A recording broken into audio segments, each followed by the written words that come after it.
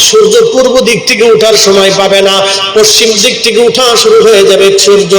আল্লাহ নবী বললেন তওবার দরজা বন্ধ হয়ে যাবে, আর ওই সময় দক্ষিণ দিক থেকে একটা বাতাস আসবে। সমস্ত ঈমানদার সেদিন মারা যাবে, কোনো ঈমানদার আর থাকবে না।